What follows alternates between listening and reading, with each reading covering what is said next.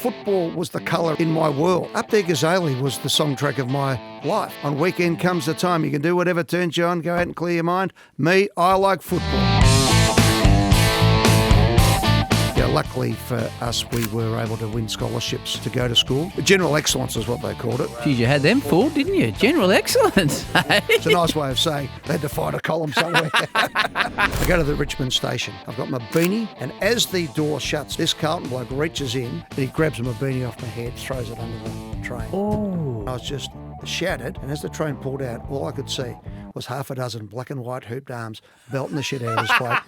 And I just went, these are my people. There's your people. Interest rates. The reduction, the good news is that, stop, thanks, is that their cuts. They got you on the interest rates, mate. I've got my press pass at 13. My first ever game that I called was the Battle of Britain with Bruce. On telly? The great irony of life was living in Broadmeadows is you saw all the planes coming in and landing. Right. You could never get on one. I still get the feeling of the shivers up my spine. Hello, everybody. Welcome to Triple M as Triple M gets set to rock football. Wow, you know. You've come from a background where your parents had to scrap and fight for everything. We've gone from here to a coal mine, from a coal mine to the Border Works in Melbourne, from the Border Works to Channel 9, from Channel 9, the world's yours. We often talk about people wandering into this studio that are bigger than Ben Hur. This man, he's enormous. He is enormous. I'm trying to lose weight. What are you talking about? No, not in size, okay. but in stature, in influence in the business world, in the media world, just in general operations around this state and this country. It's a great privilege to welcome Eddie McGuire to the Howie Games. Ed, it is great to see you. How are you? Yeah, Howie, good to be here with you, mate. It's congratulations to you. It's been a pleasure watching you develop not only this show, but what you're doing on your calling, the cricket and the footy. And I really enjoy watching people come through, get their moment, and then make something really of it. And congratulations to you. You're doing a great job. Thank you. Well, that is your story. I just said to you, we need to try and be concise because I've got that many things to talk to you about, but nothing to do with you. I want, because everything I see you do so well. This morning at home, Ed, we had an issue with the hot water. So I had a very, very cold shower this morning heading in here, which sorted me right out. But this is not my area of expertise. So the hot water went down and I said to my wife, Erica, I don't know what to do here. Have you got any ideas? She fixed it. At home. In the big Turak Palace, when things go wrong, I can only ever picture you in a suit. Do you put the King G's on, get the tools out? Have you any handy abilities at all? That is the toolkit for me, baby. That is it, the phone, mate. This is the supernatural thing these days, and you call a man or a woman who comes around and fixes it. Just as I wouldn't get the plumber to call the footy, I'm not going to do the plumbing, mate. That's it. This is what I try and say to my wife. I say, listen, I've got my areas of expertise, and these are not mine. And you know what? I don't want to have a cold shower tomorrow. No. And I don't want to do something that's going to wreck it forever. Look, my dad was worked as a tradesman and on the tools all his life. So we'd be out in the backyard. And he did. It's funny how some things, go through. Now, my boys listening to this be killing themselves laughing because they reckon the only tool I've ever had in my hand is a knife and fork. But, maybe a spoon occasionally. But you learn a lot as you go. I mean, we used to make billy carts, all that sort of stuff with kids. But certainly it was interesting growing up as a kid because all my mates wanted to be tradies. And they said, I don't want to work in an office. Whereas my parents came out to Australia and the emphasis was all about education.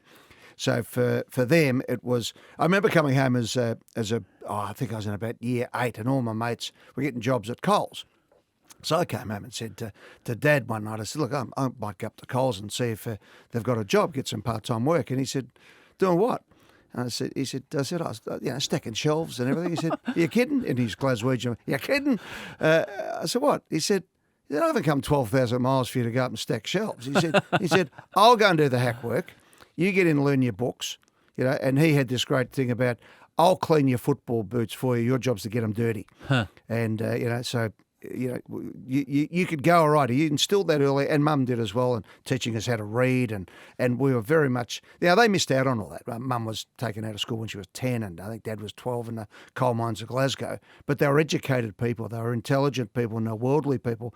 So for us, it was all about the education and sport. Sport was the defining thing in our lives. So, so it was good. Just as well I didn't do that, because I got a job working for the Herald about 6 months later as a 14-year-old. So. Well, I'm glad you wouldn't be able to fix my hot water heater as well. I want to speak to you about your family and about your wife and your boys.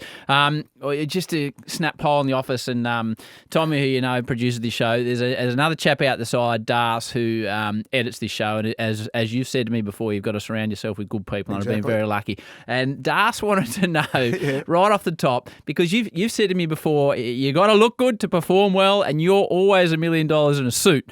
How many suits in the wardrobe? It's funny you should ask this, because this came up at a dinner the other night. Right. I actually went home and counted them 2 nights ago. So how many you got? At the moment, I think, including sports jackets and things, there's probably nearly 80. 80 suits. Yeah. So how do you differentiate? Like which dark suit are you going to put on in the morning, Ed? Hey, look, so the weight fluctuates occasionally. Okay, mate. so different sizes. You can't turn up bursting out of your suit. But and also, the fashion changes. Yes, it But does. also, I've been wearing them since I was 13. Yep. Literally, I wore my brother's suit to go and be the stats man because I was 13. They didn't know I was 13. I was trying to look like I was 16. So you're in a suit at 13? 13, well, I wore a school uniform to school from grade prep as well. Yep. In those days, you wore a tie. So I've been putting a tie on since I was 5. So for me, this is, people say, leisure wear. I'm comfortable. This is good. It's a beautiful suit. So, so that's it. But that sort of became a trademark as well. And, when I used to do Triple M breakfast and people would say, you are wearing a suit. Well, the reason being is that there's chances where I'd have the Prime Minister coming in. Yes. There was more of this now with cameras happening. But I'd go to work straight afterwards. So it wasn't like I got up. So for me, always, I get up in the morning, the shower hits the back of my head. Doesn't matter where I'm going. Hot shower, and you just go bang, right, game on. And that was always, that's sort of the wake up. No matter how tired or if you'd had a big night, in you go, bang, it'd hit you. And then I'd go through the motions, have a shave, do all the things, put my suit on, get ready to go. And then you walk out and it's game on. So that was sort of my warm up, if you like. What's your for all those that are wanting to look crisp out there? Yes. What type of suit are we wearing at the moment? Does someone make your suit, or are you off the rack? What do we got here? Well, this is a Canali. Canali. Okay, yes, Canali. Beautiful Italian. Sounds suit. fancy. Yeah, it is. Well, it's nice. Is it Italian? It is Italian. Right, yes, very nice. Okay. Hugo Boss have been very kind to me over the journey. Okay. And I actually had believe it or not, I actually was sort of the Australian guy for Giorgio Armani at one stage. What does the Australian guy for Giorgio Armani mean? Well, there was when I was really hosting everything. Right. So they came to Australia. And anyway, one I remember this as well. I was sitting in my office and I get this beautiful card. It's in December. I got a Christmas card and open it up and looking at it. And the closer I read it, it looks like it has been signed by Giorgio Armani. Right. The man. I look at it and I go, right, okay, this is great. And then I have a good look at it. And it was an invitation to go to a fashion parade. And I thought, no, in Sydney, it's Christmas, it'll be just another one of those things. Maybe not for me around Christmas time. Anyway, I looked a bit closer. And I rang the woman who's in charge of Armani in Australia. She said, no, it is from Giorgio Armani. It's a personal invitation to fly to Milan as his personal guest to go to his season launch and stay in his hotel. Gee whiz, my wife her business was fashion. Yes. So she's all over it. She's the one who makes me, does everything for me. I just put it on, But so we go over there, and Giorgio Armani, and this was an interesting story to it. So we go over, and he embraces us. His niece was taking over the show. She was wonderful. He was in his T-shirt, all the trademark. We sit front row at the Armani fashion parade. It's all happening around us. And then we get invited to go to dinner at Nobu in his building in Milan. Now, as we're going through, Giorgio Armani goes into the homewares part of the store, which was still... and he actually gets down on his knees and straightens the sheets because it wasn't right. Armani himself does. Armani goes in and they said to me, right, Mr. Armani's said for you to come in and the store's yours, basically, right? I go, okay. So I'm sort of picking out a few. No, this is what he wants you to do. And they're hemorrhaging because unless I'm seen to be happy, they're in trouble. Wow. So anyway, we go for dinner. And we sit down sort of over here, and Carla and I are talking to people, and it's all good. And Armani walks in, Giorgio Armani walks in, and he looks around, and you could see him surveying the whole room to make sure everything was right. And he did the double take. And suddenly he backs out and goes out, and you can see everybody fussing around. What's going on here? Anyway, the 2IC runs out. Next minute, they're over to us. Oh, no, Mr. Armani would like you to come over to his table. I said, no, look, we don't. No, he's asked you. and it was basically, you're kidding? These guys have flown from Australia to be here as my guest, and you put over there. So we go and sit next to him. But his attention to detail, this is not about 3 cheers for us. I just watched this guy's attention to detail, and he was on top of everything. And he knew where everyone was and what he wanted and how it was going to be. And it was just to see the top people. So for all the fluff and carry on of the fashion industry, he was running the business. He owned the building. He's one of the richest people in the world. He turned this empire from an idea into a concept, into a reality. And just to see him do the intricate details was just fantastic. And it was a really salient lesson on don't take your eye off the ball. There's a couple of points out of that. So you're given free range. This is you and me, right? You're given free range to Armani. Last year, my good friends at Rip Curl said, come in and take 3 or 4 T-shirts. So that's where we're sitting in the world. Yeah, but it was a different thing, though. I'm on here wearing suits on Millionaire and hosting things and logos and things. But this is you. I mean, you and I had a very interesting conversation once when you wore thongs in. Yeah, we did. And I clipped you for You did. Yeah, because I said, mate, I don't care about your comfort. I said, it's about the respect for everybody else. And you can't be wearing the Japanese riding boots in here, mate. That was on Hot Breakfast, and then I filled in for you for a month, and I think I sent myself a selfie to you of me sitting in your chair at your microphone in thongs. With your dirty toenails up on the table, which I loved. I mean, it's one of those things, you say those things, that's your position, and then you go, oh no, that's your trademark, that's what makes you comfortable. Well, I bought desert boots for you today. a great, Must be cold.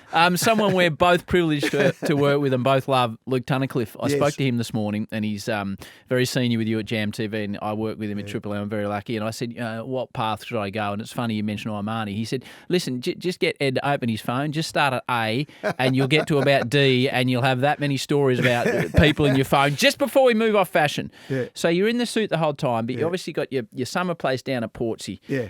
Are you sitting on...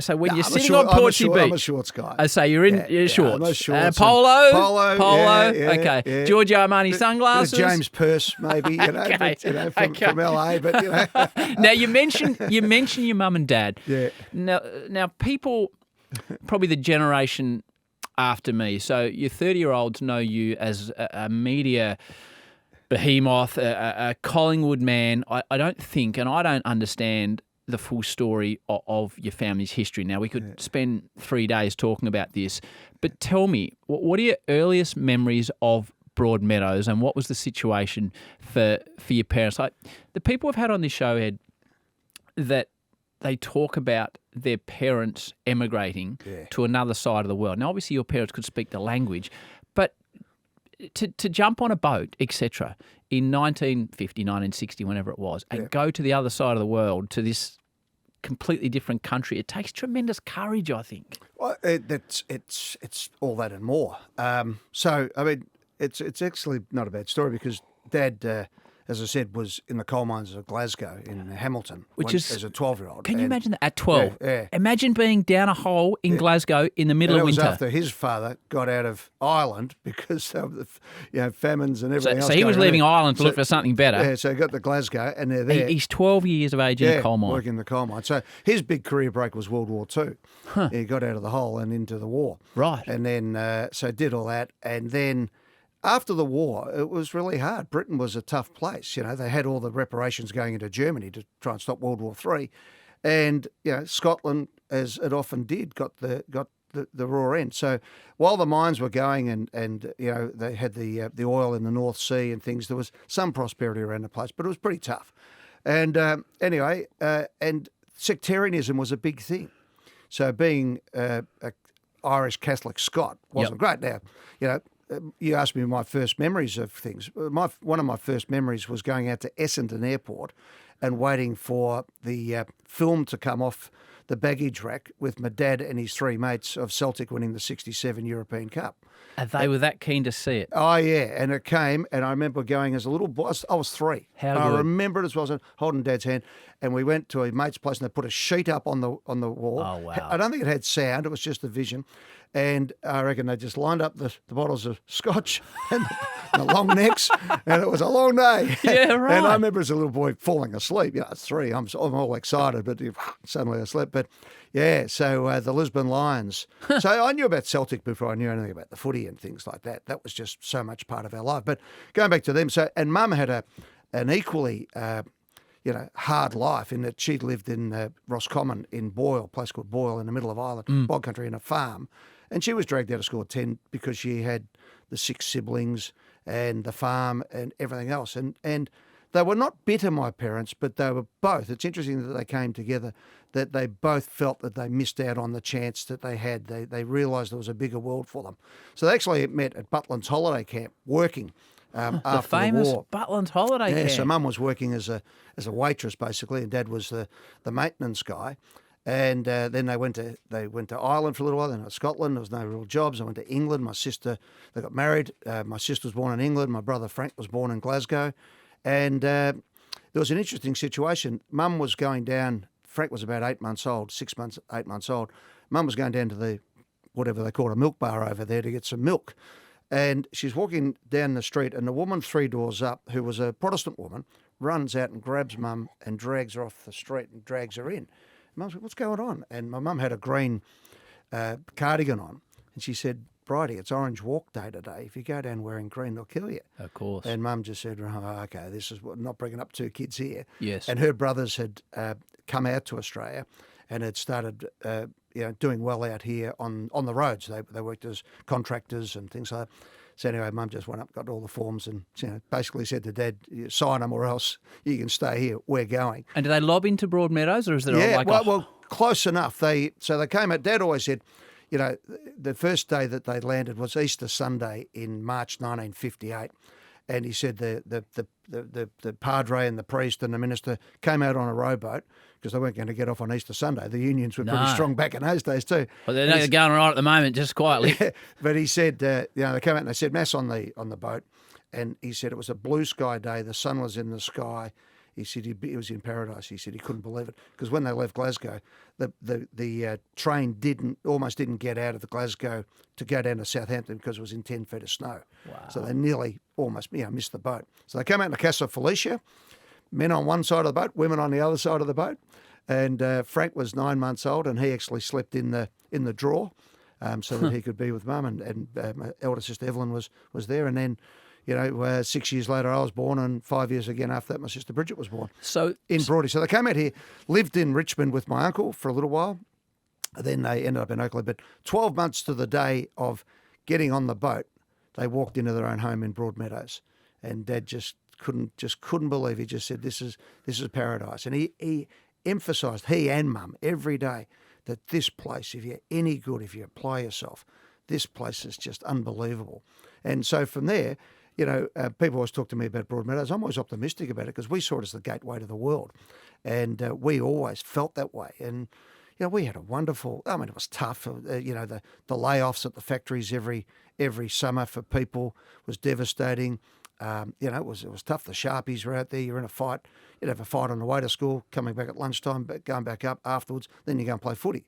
So you did. It was like that. You did. People. There was food on the table, though? Mum and Dad worked. Dad, when the strikes were on, Dad would take his long service leave, make sure it was there.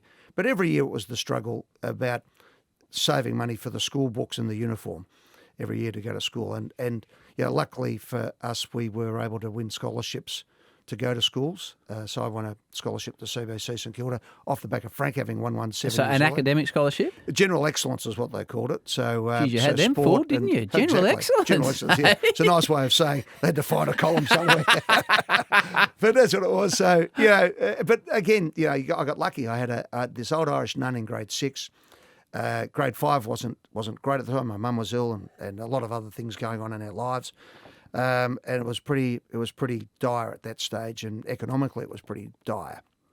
And it was not made clear to me in any way, but Dad said to me, you're going to need to win a scholarship, otherwise you're not going. In fact, you won't be going to Ferry College either. Okay. You'll be going up, to the local high school as best we can until things maybe change.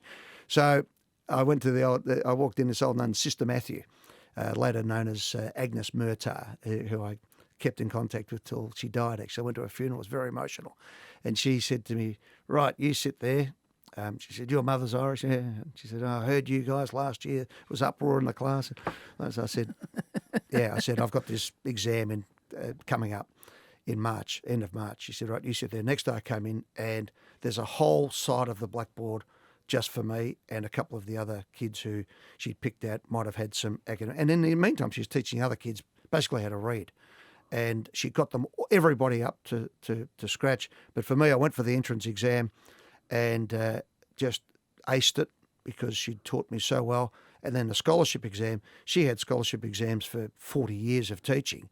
When I got in there, I actually thought that I must have missed 3 pages because I was through it all. Whipped through it. And in fact, half the questions I'd already seen before. There was one I remember I couldn't figure out. My dad sort of showed me what it was, and it was the exact question that came up. The only one that could have got me. I actually knew the answer. I couldn't believe it. So got the scholarship. And I remember coming home. I used to come home at lunchtime to help Mum because she was sick, and I'd go sort of do the shopping, come back just down the road, block down at Olsen Place Shops, which is a pretty rugged place. And then I'd have time then to eat my lunch and run back up, and then the kids would come out for playtime, and you'd play footy all after, or cricket or whatever was going on, and with all the mates.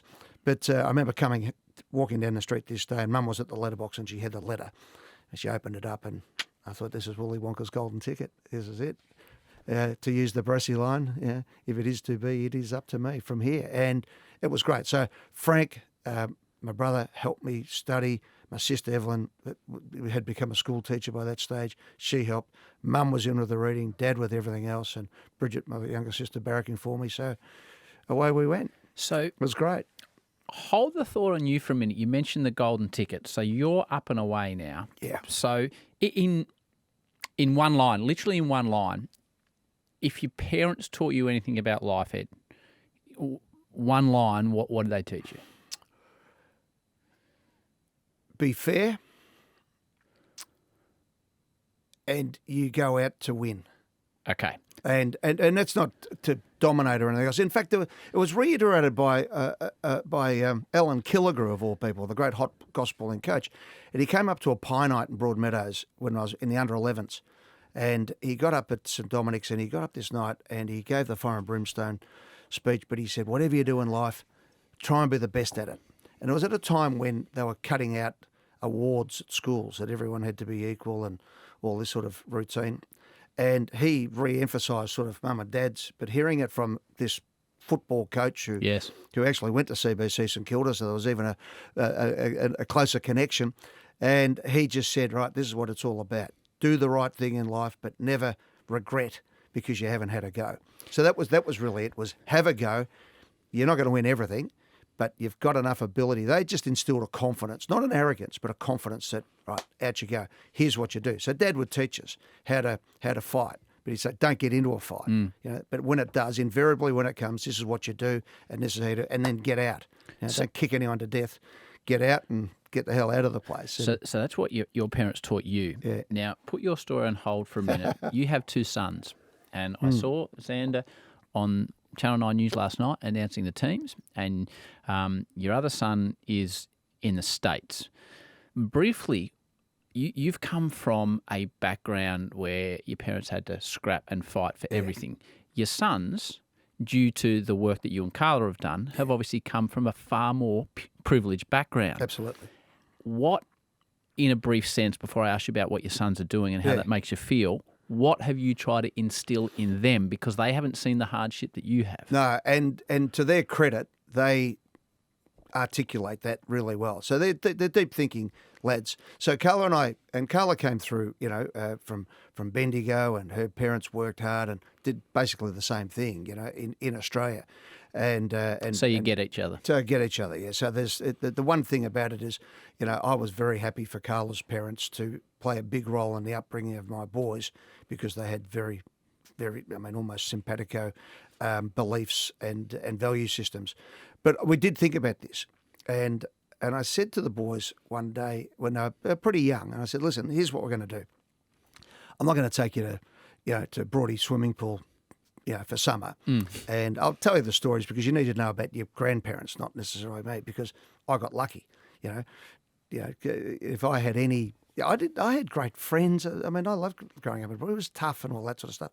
But you had victories along the way and parents there all the time and doing everything they possibly could. So I said, look, so here's the baton. We've gone from here to a coal mine, from a coal mine to the border works in Melbourne, from the border works to Channel 9, from Channel 9, the world's yours. And I said to him one time, I said, it won't surprise me if I'm the only Australian in our lineage. Now, they're born in Australia, but both of them are going to be overseas in the next 5 minutes. One's already there and the other one's about to head off as well. But I said to him, look, here's what we're going to do. I'm going to buy you the best that I can get for you because your grandfather did that to me. I always had the good footy boots and, Mum would dry the shorts in the oven. We'd never the clothes dry. She'd dry it in the oven, and then iron. So you ran out and you always had the whitest of shorts and the jumpers everything's right. Tennis rackets, we'd all save up. Frank had, put his money in from, as a cadet reporter, to get me the good tennis racket, all that sort of stuff. Everyone was in. So I said to him, well, here's what we're going to do. We'll get the best thing. I said, but if I ever see the cricket bat left out in the backyard, or I said, your job is to get blisters playing. So if you're any good, we're going to do this. I said, we're going to have a really good lifestyle. But if I tell you no, I'll have thought about things 1,000 times why it should be yes, but I'll have decided on no. And, there were things like, and this came from my dad, but I was red hot on no sleepovers. And I was on the Prime Minister's Social Inclusion Task Force. So I saw the statistics.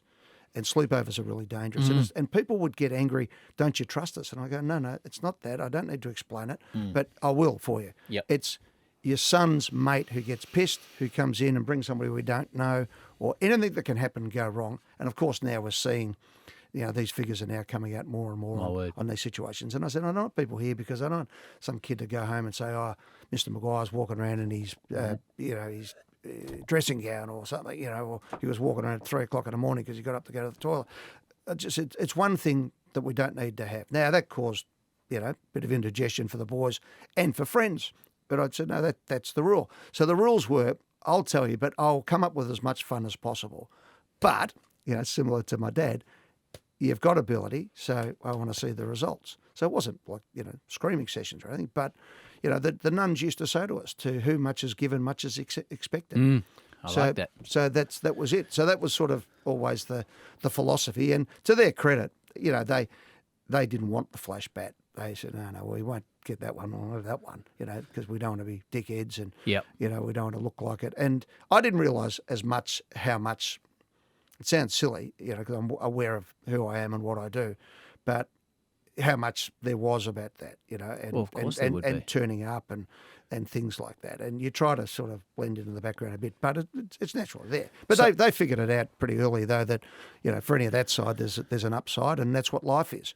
What I didn't have in Broadie, there was a complete upside, and what they had, there's a downside. So it balanced itself out. And what they've worked their way, we were at a function not long ago and we were having a brief chat about this. So Xander, you said, is heading off. He is going to study in Scotland? Yes, he's been accepted into St Andrews University over there to finish off his degree, which is basically politics, philosophy, economics, which he's been doing all the time that he's been on Channel 9. He's actually full-time at university at Melbourne Uni. So. And Joe, your other son? So he's playing football for Ohio State and studying over there as well. So I spoke to him this morning. They are flogging them at the moment. I mean, he sent me some photos I'll show you of some of his teammates who are on, trying to lift as Sam Newman say, a Buick above their head. And the trainers come in and slap them flat out in the ribs where the hand mark is there because it gives them the extra bit to get the last lift. And I'm thinking, that makes Robert Walls look like he wasn't trying back in the day. And, so Clarko would be going, I'm soft. So it's red hot over there. They've obviously two young men taking on the world, which you must be very proud of. Now, my kids are younger than yours, but I have a daughter who wants to go and study overseas, which is why I was asking you about it a couple of months ago. How much, I don't know if pain is the right word, I dread the day my kids leave home. It makes me emotional thinking about it now, Ed. I've got 3 weeks left. Well, so what is it like for you and Carla as parents, proud parents, and I know you want the best for your sons, but one's going to be in the United States of America and the other's going to be in Scotland. Scotland for a bit, yeah. Well, it's funny, Harry, because I go back to my parents again. They left everything. Yes. So, as I said, their mums, brothers were here, but they all went back. So they're here on their own. So Christmas was us. Yes. All the way through. So, Is it hard though? Hard? Oh yeah. Well, I remember the airmail would come, the letters from Scotland and things like that, and how so we didn't have a phone. Literally didn't have a phone. But you can see your boys every day on FaceTime. So now it's completely different. But still must be hard, Ed. It's hard, but it's so much easier. Okay. Because of that. So as I said, I spoke to Joe this morning. He's, it's not even a gimmick anymore that I can see him, and he's walking around. There's his apartment, or he's down, sending over shots of him having a hit of golf, and the latest, and the communication these days is just unbelievable. It has shrunk the world, so you can actually do this now.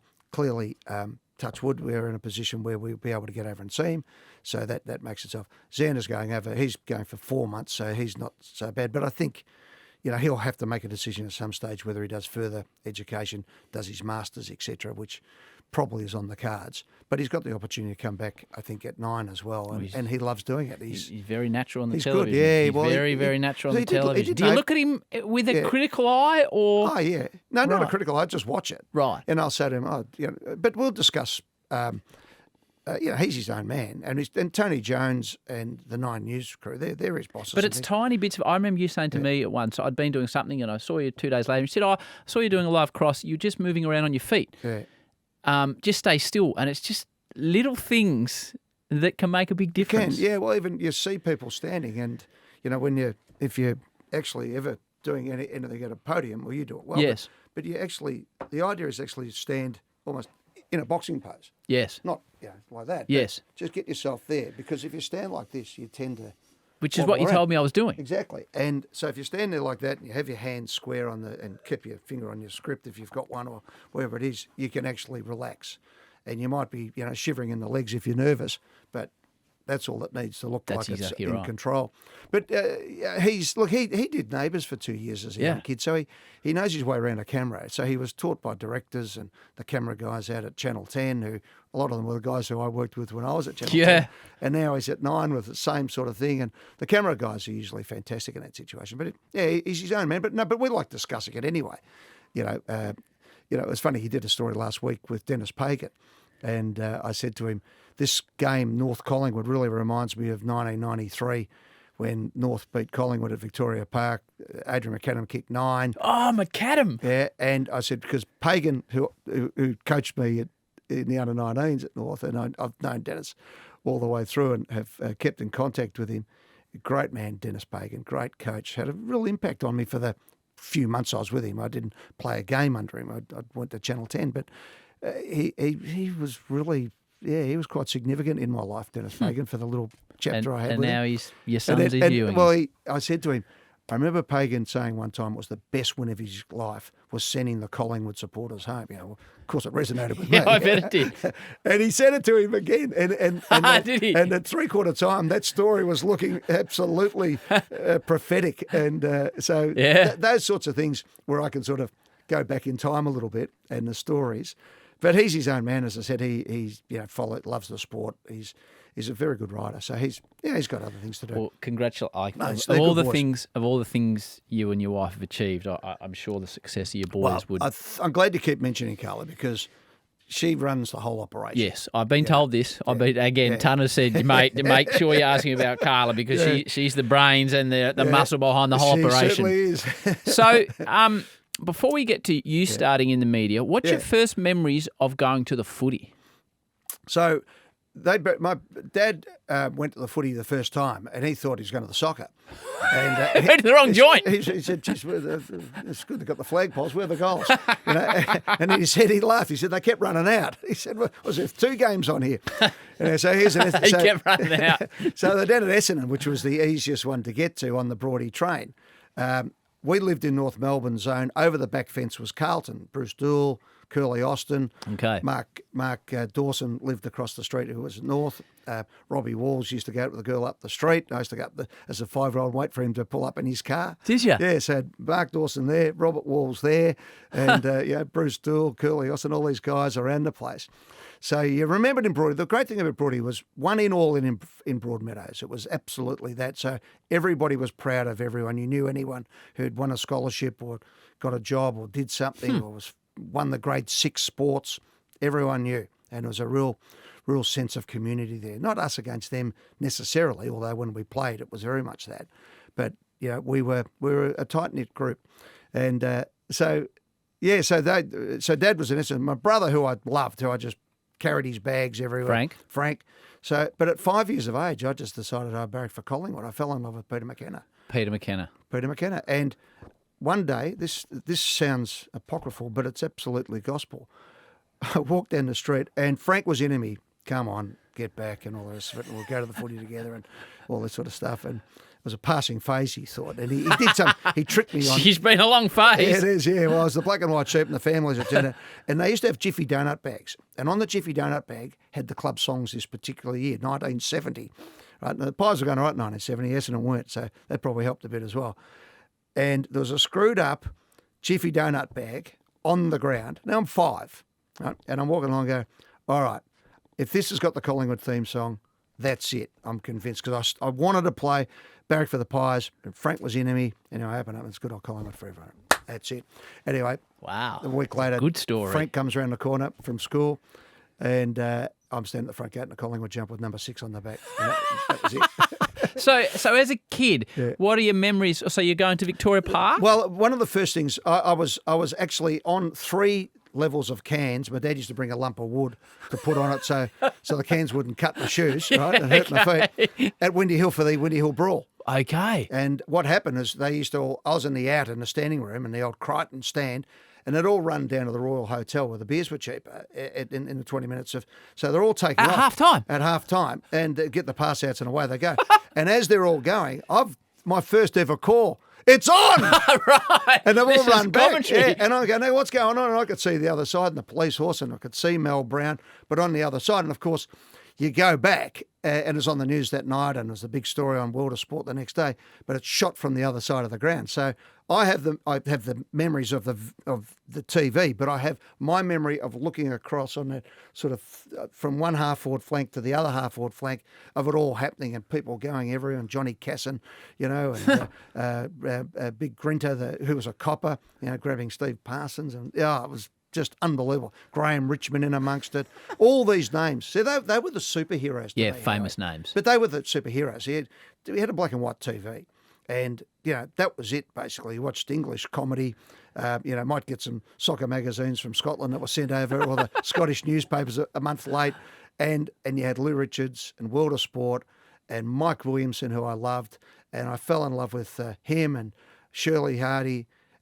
Mary Hardy. Surely I worked with her, Mary's niece at Channel 10, but Mary Hardy and Bill Collins, who would call the racing, call the football, and then do a Tonight Show on a Saturday night at the Penthouse Club and cross to the Trots. I've heard about the Penthouse Club. Someone else has Club. been on this show to tell me about the Penthouse Club. I love the Penthouse Club. Might have been Sandy. Sandy might have come on and talked about the Penthouse Club. If I could host the Penthouse Club this Saturday night, that'd be me. I'd be so happy. And you reckon I haven't tried to get it up over the years? I bet you have. Well, if you can't, no one can. No, well, live sports there now and different things. But, it was just sensational. So you're sitting in Broadie in front of a briquette fire, and Dad would go up the pub and he'd get a crunchy and would measure it out. And cut crunchy. You'd have a crunchy. You have to split it. I had to split the crunchy and a fruit and nut and a bottle of Tarax lemonade. Tarax. And Abigail would come on and this was right. Abigail was the hottie, was she? Oh, it's off number 96. Okay. First full frontal in Australia. I didn't see that. I can tell you. That would have got the Tarax going. Right, and it was unbelievable. And you go, wow. And then I remember off the TV, we bought the Renai gas the gas fire. Oh, right. And the Ream hot water system. Yeah, we're still on Triple M now. Mate, people talk about the Ream ad, install the Ream. Yeah. Now, I remember Ream hot water comes hot and strong. Keep your family clean with Ream. Hot water when you want it, hot water when you need it. Ream. Right. Talking about advertising in sport. Right. But, mate, we used to sit there and you'd come home from the footy. So I'd go to those games, come home from the footy, and you'd watch the news, and then Footy Inquest would come on, and then the big replay. And then, you might flick it over to watch Adventure Island on Channel 2 with, with the banana splits, and then one banana, two banana, three banana, four. Quality TV banana splits. Flugel was my man. And then you had Adventure Island. Drongo. That's before my time. No, that was at half time of the banana splits. Right. So anyway, so then you'd be back for Footy Inquest, the big replay, and then on would come the Penthouse Club. But the moment that really resonates with me was there was a Friday night we'd watch the news, and I'd worked out that whenever they put Collingwood's name first when they were given the tips, we invariably won. And my brother said, that means they're playing at home at Victoria Park. And I thought, Victoria Park, wow. Anyway, I said to Dad, I'd love to go. And he said, yeah. And then the next morning, on Saturday morning, we used to get up and go and do judo in the morning and come home. Mum would make the big fry up and we'd go and do something. And I said to Dad, because we generally would go to either Princess Park, Arden Street, Windy Hill, or the MCG. And I said, it's at Victoria. He said, yeah, I know. And this was his moment. I was probably about 6 or 7. So we get on the train, and in those days, Broadie was into the line. Everyone starts piling in, going to all the games, all the colours. And there was a kid sitting opposite me with the official Collingwood cheer squad badge on his stuff. Okay, I thought it was royalty. I thought, my God, look at that. He's official. Wow. So we turn up, at Collingwood Station. I go, Dad, here we go. And he goes, no, there's one more. And I go, no, we're going to miss. He's going to make it up. No one moves. So I sit there, so until we get to the next station, I'm panicking. We've missed something. And we pull up at Victoria Park Station. I go, oh my God, we've got our own station. So we get off and we walk over, and the old footbridge. I'm only a little fella, so I'm just looking at the back of people's backsides and their belts and things, and Collingwood people everywhere. And as we go over the rise, I see for the first time the back of where the Sharon stand is now, but used to be the old stand in the social club, all black and white stripes, which is exactly what I wanted to do with my bedroom, right? Except Frank wouldn't let me. Come on, Frank. I mean, the bedroom was that small, we had to go outside to change our minds. But so we're sitting there, so we're coming over the top, and I'm like this, I've just eyes open. So we go in, and we're standing next to the police horse in the right forward pocket, row A in. And the expanse of green grass and the smell, the horse, but the mud, and the people at the front. So come down here, young fella, and Dad said, yeah, go down. And Dad goes and gets some food and things, and for the other people, they give me a bit of cake, and I can't believe this. It's unbelievable. Anyway, out they come. So they run out onto the ground, and I think Tuddy let us out onto the ground this day, and then Peter McKenna walks up to the full forward, and the crowd's going berserk, and I'm looking, I can see Peter McKenna. And it was just unbelievable. But walking across that bridge, still holding my dad's hand, I still can feel it, the big baseball mitt of a working man's hand, the calluses, and I felt so strong that I was with him. And then when we got him, when they ran onto the ground and when we kicked a couple of goals and we played Melbourne, beat them this day, the crowd roar was the first time that I was part of something that was bigger than us. So we kept to ourselves a bit as a family as well. But suddenly there was this big world, and Collingwood made me part of it. And I was a, migrant kid. You'd be getting a fight because your dad had a Scottish accent, your mum had an Irish accent, and the people next door were Australian, and next to them were German, next to them were Polish, next to them were Czechoslovakian. It was any reason for a fight, you got one in Broadie. So suddenly there was this outside world, and I knew a bit about it through Celtic and Dad telling me about it and all that sort of stuff. But suddenly this was my piece of the world, and independent to Frank and independent to the family, and suddenly this was it. So for me, Collingwood gave me a real identity, a sense of what it was all about.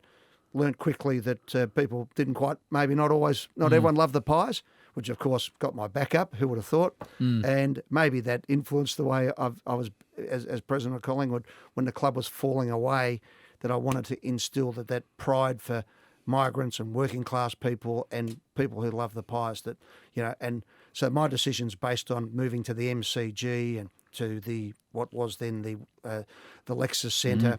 And then I had in the back of my mind that I'd double back and get Victoria Park back once the council mucked it up, which actually happened. So we got a bit lucky on a few different things. But for me, it was all about making sure that the supporters went from the shit house to the penthouse, basically. And I said to them, I'll stand there the day that we open this up and you'll come in. And I remember it was about 40 degrees and the plastic was still on the seat of the new Ponsford stand and people came in and hadn't gone anywhere other than Victoria Park and they sat on it. It was all springy and that's our social club there and there's the toilets and that's your seat forever. Yeah. Oh, wow. It was just such an amazing moment. And then we got back to Victoria Park and I remember walking around the outside of it one day and a couple of these people came out of the houses and they said, you're the last hope. We can never get them to do anything here. And the stands were all falling down, but also there was drugs, all sorts of things. It was a dangerous place. So we came up with the idea and got the money out of Canberra to pull down the stand and open it up. And now it's become a magical place. We built the old ticket stand again at the front. So the women's footy, grassroots football, the people of Collingwood can walk their dogs. Everyone was having a heart attack about the dogs. No, make it into a community centre. Then you had the elite sporting centre at what is now the AIA Centre, the old Lexus Centre, and then the best stadium in the world was the home of the Pies. Yeah. And that period of time, there was times where I thought, if I muck this up, I might be the last president of Collingwood here. And geez, you are just a television host at the moment, and you haven't been one of them for very long. So it was a big go. We'll get to the presidency, but North Melbourne fans, Essendon fans, Carlton fans are going to be thinking, geez, I wish it was our song on the back of the donut wrapper at this point that you came across. Yeah. You mentioned wearing a suit as a kid and doing stats. Yeah. So who are you doing stats for? So what it was the official title was phone man. Phone man. Phone man. So what it used to be was it was a job for old journos to get a bit of beer money. Okay. So on the Saturday Herald, last race final football, and you'd phone the copy to a copy taker. So writing. So Frank was doing footy. That's my brother was doing politics during the week and the footy on the weekends, and so he was filing. And one day they said, oh, so-and-so can't make it. Has anyone got someone who could be the phone? He said, yeah, I've got somebody. So they didn't know how young I was. So I suit up, and it was quite funny because I'd play footy in the morning. So I'd be playing footy, and I'd turn and people go, geez, you can smell the liniment today. It's me. I had mud on my knees. Didn't have a shower after a game. Put the suit on. And the suit straight on, and in we go. And what happened was, as I said, the guys were elderly guys. So Frank would start filing the copy. So it was rudimentary stats, marks, kicks, scores. VFL footy. VFL. Yeah, right, so I'm in the press box. Right. I'm 13. At 13. I've got my press pass at 13. So you actually get a pass. I've got my press pass. You don't have one of those hats you stick in the Pretty side much, of your hat. Right. Nearly. But I'm sitting up there, and I'd go and get the pies and the donuts at half time for everyone, and I'm handing them to Mike Sheehan. And, I worked with Elf Brown and Bruce Matthews and Michael Davis in those days. I met Caroline Wilson the first day she ever walked into a press box. She was 18 and I was 15 and got introduced to her. And I remembered because she was Ian Wilson's daughter, who was the president of Richmond at the time. And but so all these giants, Peter McFarlane, et cetera, Mike Howard, Curly Carter, the chief footy writer at the Age, Howard Lee, all these mythical people that you just saw their bylines. Anyway, so my job would do the stats, and then we developed a technique that I still, when we called together, I keep what happens. Goal, Howard kicks a goal, right foot snap, +6, score. I was asking you about it when you were doing it, So that way so when you had to file off the top of your head, and if something happened, it might fall my way. I was always prepared. Even at Channel 10, I'd always wear a suit just in case David Johnson fell over or if I could trip Bruce Mcavaney over. Just to get in front of the camera. You never know. That's bloody good advice, But I did get one day, I got sent out because there was no one else, and I did my first interview with Barry Michael. That was your first one? First interview was on TV was with Barry Michael before he fought Frankie Ropus. And now you've hosted boxing with him as your main man beside you. We ended up sparring together. We became great mates. Wow. We used to spar. We did hundreds of rounds together, and Barry's a great friend to this very day. But it was funny because he waited for me, and Peter Landy was the big dog in those days, and Frankie Ropers was a bit all over the place, and Barry was about to go, and Frank said, I'm going now. So I get Frank, and I said, please wait. And Barry waited for me, did the interview, and it saved my life on my first, mentioned going back to Channel 10 with half an interview. Anyway, so I never forgot Barry, and we've been mates since that day. So talking about Channel 10, whack these on. Okay, I've got something to show you. Not to embarrass you in any way. Is this the first time on camera? This is the first time. And this is the first day, because there's a better story to this than what's made out. Well, let's just you and I have a look at it. So people will hear the audio. They won't be able to see the vision. Now, here we go. This is you. Oh, I can't hear it, Tommy. Can you hear it, Ed? No. Hang on. What do we got there? So that's my brother's suit. That's my school shirt, and that was a Australia.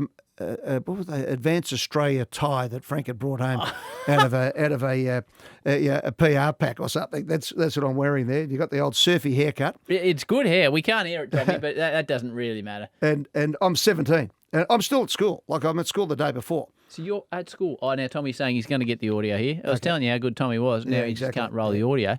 Yeah. Here we go. No, now I can just hear. You heard Tommy. Don't worry about it. I nearly said the same thing. We'll roll it in. I'll pick it up. Yeah, we'll roll it in post. That's not a problem. Take your headphones off. So this is first day at Channel 10. Channel 10. So what happened was I applied everywhere. Good hair, Ed, too, by the way. Good surfy hair. Yeah, it is. A bit of mullet going there. And what happened? I applied everywhere, and it was 1982 going into 83. This was actually the first week of the finals of September. You wouldn't believe it. My tenure as a phone man finished the week before. Right? Go back a bit earlier. I've applied everywhere. I went for.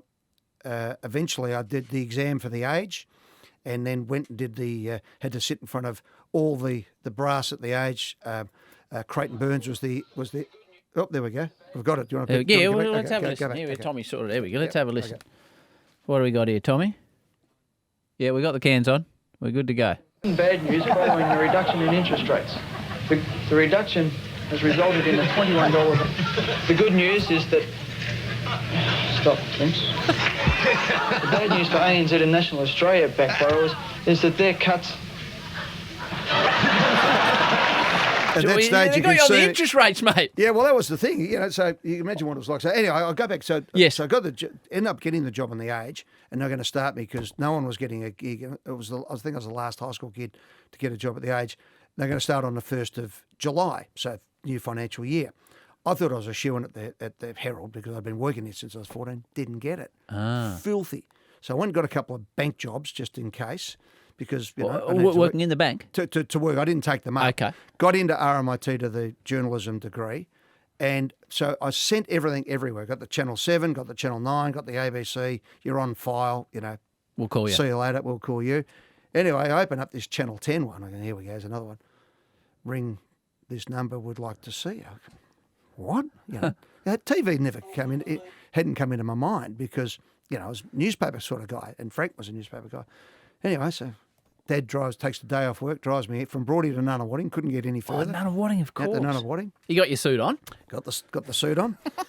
Margaret McHattie was was John O'Loan's PA, or secretary as they're known. She brings me in. As we're walking around, she says, now, I'm sorry, Mr. O'Loan won't be able to see you today, but the Deputy Director of News will see you. Okay. Here we go. I've been shuffled down the order a bit here. This is no good. And I said, right. I said, what's his name? And she said, David Johnson. Oh.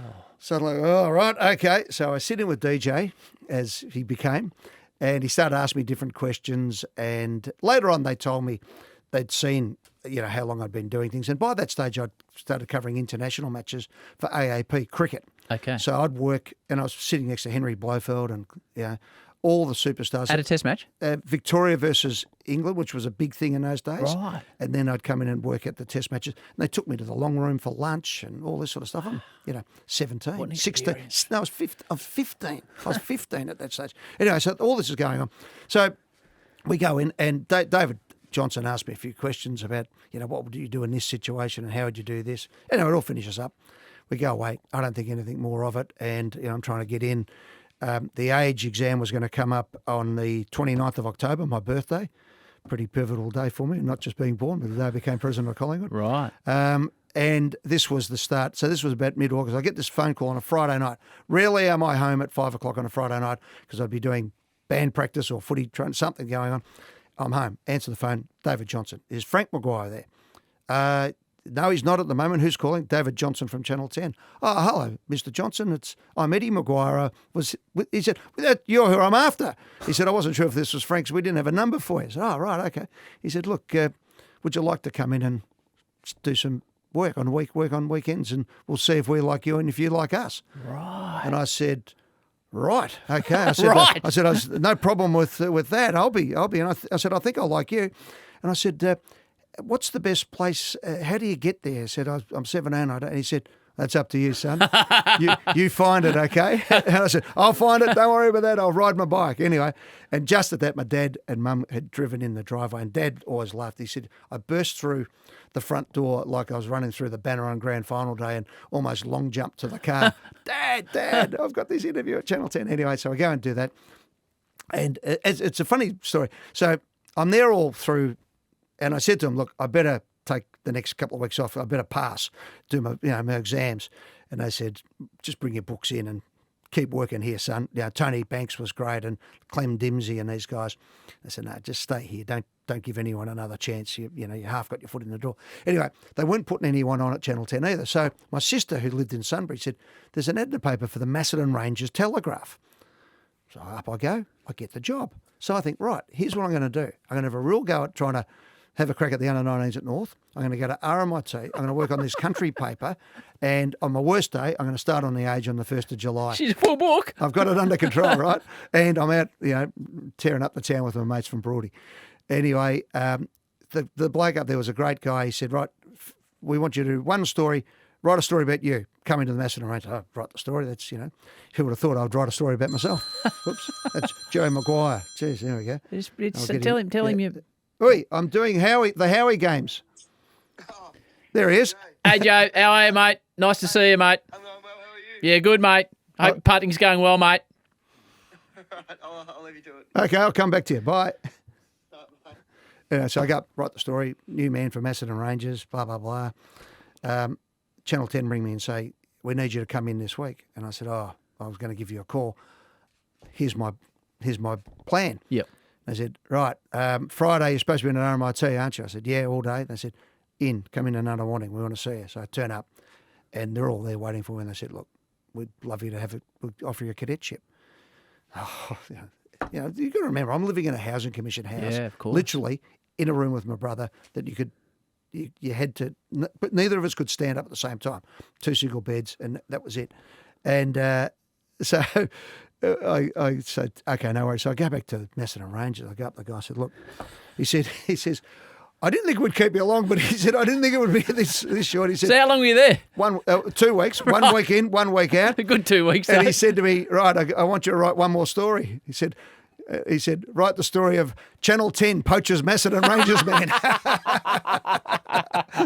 and I was green as grass. Anyway, so I go out there and Channel 10 were just wonderful. So when was that tape done? So that was done on the first day I came in to do part-time work on the first Saturday in September of 1982. Okay. 17, still at school. And what they said, Tony Banks wasn't even there. One of the camera guys on film said, come out here. And they said, do a stand-up. I said, what's a stand-up? And they said, oh, here, here's, and they threw the age at me. And I remember the headline was ANZ, interest rates were going up, heading towards 17%. So, of course, I've tried to make it sound like I was Robert Gottliebson or Alan Kohler Or his son now. Yeah, exactly. Well, Chris is a good friend. Yeah, right. And anyway, so I did that, and I'm mucking up. And, of course, I'm just realising I'm on the next train back to Brodie. I'm gone. Right. Shortest lived Well, you can see the frustration on your face. And the frustration was on my face. Now, the funny thing was, Tony Banks had a look at it, and no one saw that film, I reckon, for 10 years. So who dug it up? I reckon David Barham found it. Right, and gave it to the and then it got out. Footy show. Yeah. Or... Oh, no, it sort of got out by that Right. stage. By that stage, I was going all right, so I was quite happy that it was, for me, to be honest, I look back on it now and you just see, I mean, you see the burning I look at it and go, the burning ambition. That's exactly what you see. That was there, and it was. I know at the time and how psyched up I was. Well, you could see how frustrated you were because this is your chance, and it's not going the way you want it to go. Just wanted to just jump on there. So early on in the live crosses, I'd be like that. I'd almost work myself up into it. And Bruce Mcavaney grabbed me one day, the great Bruce Mcavaney, who was only young, was only just at Channel 10, but really mentored me. I love Bruce because he was so giving. And he said to me, Ed, if I asked you to tell me a story about football, you could stand there for 2 hours and not draw a breath. He said, mate, you're overthinking it. Just relax. He said, I'll ask you the question. You just give me the answer. So I went from being almost struck off live crosses, and, you did them pretty early in those days. So I would have been 19, I reckon. And the next one, and it was a breaking story that I had and nailed it. And within a month, suddenly I was the live cross guy. And it was all off Bruce just giving me that gentle bit of advice, which is why if I can ever give advice to people. Yes. And now I watch Xander, who's sort of, roughly so much, he's so good at it. Yeah, he's very good. But I was, early on, and then I developed into it. And then that became basically where it all took off on me, breaking stories, doing live crosses. Quarters was doing the same thing, so we're sort of the bookends, and away we went. And but I have no doubt that if Bruce hadn't calmed me down on this night, it might have, I just might have been another one who came and went. Which is a funny thing, isn't it? Because as Macca says, we talk all day, and then people say, "Oh, I can't stand up in front of people and talk, or I can't do it in front of a camera." You are. I can always remember saying, "Please, can we do it pre-record?" And they'd say, "No, we've got to do this live." Like, no, please, can we pre-record? And now when I hear them say, "Can you do it pre-record?" No, I'm not pre-recording. I want to go live. I'm not doing it. And I was trying to learn things. So if you forget something or a comma, you derail yourself. And Rob Asprey used to do it, and Rob used to record his stand-up into a tape recorder and put an earpiece in and play it. So he was actually, Rob was great to watch because he just then just pour it out. Yeah, and so he was very close to Graham Kennedy, and so he knew show business and different things, and he was a really aggressive reporter, and but he also was good to me in the early days, and so looking at all these different things, but then what I learnt from Bruce was there was no change from actually just knowing your stuff and getting up and going, and the preparation and into it. So he said to me, quite generously, you're really good, Ed. You know your stuff. Just relax, get it going, and just that gentle encouragement, and then a bit of advice. And of course, you imagine after I did that next cross, I go, "Oh, how good's this? You bulletproof it. Tomorrow couldn't come quick enough. Yeah, Let's have a go. Don't make me bang, pre-record. bang, bang, bang. Tommy, bang. how far in are we here, mate? How long have we been going here? An hour, okay. Cheers. No, that's okay. I'm just trying to think whether we just push on down this path, Ed, and I invite you back for part 3 and 4 and 5 and 6 at another time, which was there's so much to talk to you about. We won't bother. We have got the vision. We won't bother playing it. Of all the stories I've seen you do, there's one particular I want to ask you about. Tony Locker. I knew this was coming. And the crutch. Right. Hey, can we play it, Tommy, or not, just so we can have it? Yeah, just I don't know if there's audio of it, but so take us through the day. This is. So, this shows you how things have changed, okay? Because Peter Costello got knocked off as the chairman of Nine for not nearly as much action going on as here. So what happened was, this was a run-of-the-mill story. Plugger did his ankle on the Saturday, and this, I think it was Monday or Tuesday. Bang! Just thrown him out the door at you. And then this interview is I'm interviewing Plugger for this. About the incident. For his video. Yeah, right. So we end up, so all these things were going on. Don't forget, in those days, St Kilda was, where I made my career. So you've I'd just ring gone up Sunday morning and find out Plugger's belted Ricky Watt, the CEO. And there's Barks would be telling me everything that was going on. It was my mate. So you go down there to do an ankle story. So what happens is I ring a guy called Stephen Pirry, who ended up becoming my boss at Triple M. Right. He used to be the general manager here. And so it was Paul Pirry. He was the football manager at St Kilda. Stephen played for Richmond, did his knee, was a great footballer. Paul was the footy manager at St Kilda. I rang. I said, go Crunch, as he was known. We want to get Plugger. He said, yeah, no worries. It's pre-phones, right? So we could no way. He said, yeah, he's driving up from Ballarat. He's with his old man. His old man's driving him up. They're in a white panel van because he wants to stretch out in the back, and they've got the mattress in there. and he's going to the Mercy Hospital in East Melbourne. See, Okay. he's lying out in the back. Yeah, he's stretched With his out the back. ankle up. So these pluggers in there. He drives up from Ballarat, and I'm there, and Peter Donegan's there from 7. Right. So I've got 2 crews. Pete and I having a chat and all this of it. So I said, Peter says, do you know what he's in? I said, yeah, he's in a white car. Anyway, round the corner it comes. I see big plugger, from the Cattle Yard Hotel in Ballarat, get out, open the door, and he sort of gives a bit of a, sideways look. And plugger, with his good foot, kicks the back door open. He opens up like a police van, bang, the doors. And his mate Sharpie. Oh, Sharpie. Sharpie's there, with the mullet and the rest of it, Ballarat's finest. And plugger gets out and he's limping his way down, and we step forward to, Tony, can we? And we'd been told from the club, yeah, he'd be right to do an interview. Tony, can we ask you about your ankle? So it was all signed off with the club? Yeah, the club had told us where to go. No so drama. we're just, for me, it was going to be the last story before the weather. Right. It was just and finally in sport, Tony Lockett's going to miss the next 8. It's not a headline grabber at this big point. deal at this stage. So he goes past us and he mutters and old Plugger's sort of blocking, get out of the way, Plugger Senior. Plugger Senior. But it was a bit more of a contact sport back in those days. So I always said media's a contact sport. I must admit, I thought, geez, last week, a couple of weeks ago with what happened to Peter Costello, I said, yes. Things have changed. Anyway, so Plugger goes in, and my cameraman was a guy called Graham Parry, who was Australian judo champion. So Okay. he's a good guy, And so Graham was the second. He was the vice captain of the cameras. He was the number 2. He was a senior guy and been around and been in wars and done everything. He was great cameraman too. So Graham goes to the door. We weren't going any further, and I don't know if Plugger thought we were following him in, but he turns around to give us some advice on the way out, and of course he falls ass over. Well, that's he's just falling straight off his crutches. And I'm standing sort of half back to the side, and I'm pissing myself laughing. I'm going, oh, this is unbelievable. We've gone from Pictures make good news. We've gone from the last story before the weather. We're suddenly coming up the order. We're moving up the bulletin. Okay. And of course, my first reaction is it's funny, but it's also a good story. I hope he's okay. And and have we got the shot? And we got the shot. And have we got the shot? No, we knew he had that. And old Plugger looks up and he sort of gives a bit, and Sharpie goes through, and Plugger starts yelling, Sharpie, get him, Sharpie.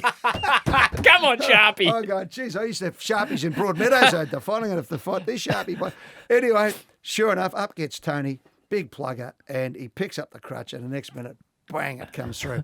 And it hits Graham Parry in the ribs. Graham keeps going. And I'm suddenly going, not so funny now. Going, well, what's going to happen next? Plugger's still got one crutch, and he's got some backup. So anyway, so he gets up and they go in and we come at the back, and Pete Donegan goes, what about that? And he says, I'm quickly run to the news car, send the live eye truck round. To get the link to get move the it link, back. get it back, So anyway. We're not going just before weather now. So we're out the front going, well, I'm waiting for him to come out now, or somebody to come out. And he's up there and he stays in the hospital. And an old Plugger comes down and says to us, old Howard, he was a good fellow, Howard, and he came down and he said, sorry, boys, I want to apologise for that. He's obviously running the St Kilda and everything. He said, yeah, you're not going to use the vision. No. And I'm looking across at the link van.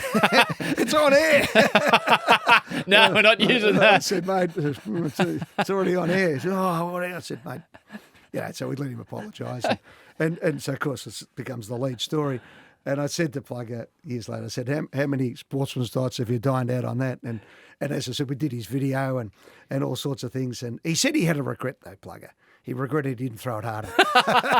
It's a great And that's where it was. And there was, it was exactly that. It was an incident that happened. Yeah, no one cried or carried on or, as I said, I had the story. Plugger got his ankle back, got his ankle fixed up, went on to become one of the greatest players in the history of the game. Howard was okay, had a beer with him down at the cattle yard eventually, and all's well. Ed, I've decided on the run here, I'm going to park the footy show and I'm going to park the Collingwood Presidency. Yep, okay. And I'm going to... To reasonable parts of my life? Well, yes, but we're not going to be able to contain it all. Okay.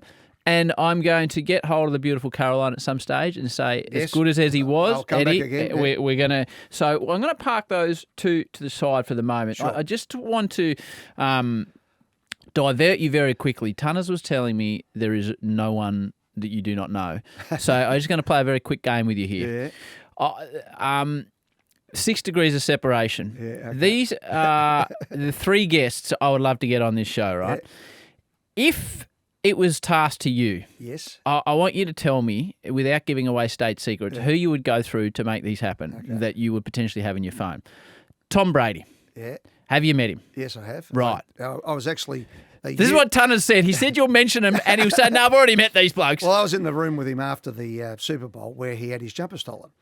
And in fact, I sent the vision that we had to them to use as evidence to try and find the guy who stole his jumper. What were you doing in the rooms after I was doing interviews. Have you got time for a quick story? Mate, if you These are the can sorts tell of me things. you can come back This was another time, then we've got as much time as you want. This is an hilarious day, right? Right. So we're there for the Super Bowl, and the day before I'm interviewing Bill Belichick. Yeah. And I asked him a question. He comes back with sort of a half a snaky answer, and I had a witty riposte. Oh, yes. Which he laughed at, Right. which was a miracle. Right. So anyway, the next day... Who are you working for? I was there for Triple M and Nine and sort of everyone. But I was there with Jay Mueller, who was my Triple M producer. He was downstairs. He was that excited you were coming in to come and do this. So Big Jay, the American. So anyway, we've got passes to go into the rooms for the international media. And I had been to... as a guest of the Crafts a few times and had dinner with them. Owners of the Patriots. Owners of the Patriots as president of Collingwood. So you've had dinner with Mr. Kraft. With Bob and with Jonathan. Sorry, Bob and Jono. Is Tommy to us? Who actually... Oh, crafty. I took my boys back there and they put up on the screens at Foxborough to our 2 biggest international fans, Joe and Xander Maguire. And Joe and Xander were there. They go, Dad, there's somebody else called Joe and Xander Maguire. And I said, no, it's you. And all these people turned around and go, I said, you? And they gave us these great parts. Anyway, we were on the field for the game. I mean, it was unbelievable. So, life, remember, I still think lying in that single bed in Broadmeadows, where has this taken me, this amazing life? And this is what I've been trying to show people where you've got to from humble background. It's just been one excitement, one stunt after another. Anyway, so you're in the sheds. So getting the sheds is an even better story. So we got the ticket to the sheds. I said to Jay, let's go down early because I don't know if there's going to be 10 or 1,000. We're going to make sure we're in the front, okay? So we go down. And as I'm walking down, the corridors behind the stands, just like everywhere else in the world, all these people are starting to walk past. And I said to Jay, cover up your credentials. And Jay goes, what do you mean? I said, just cover it up. I said, just follow me. I said, hold the back of my belt and just follow me, okay? Because I've twigged it's the families of all the players, and they're going out onto the ground. So, well, we're here. Let's see what happens. So I straight away do the U-turn into the, right in behind them. Jay's sort of hanging on, and we walk out, and all the crowd realise it's the family, so we're waving to everybody.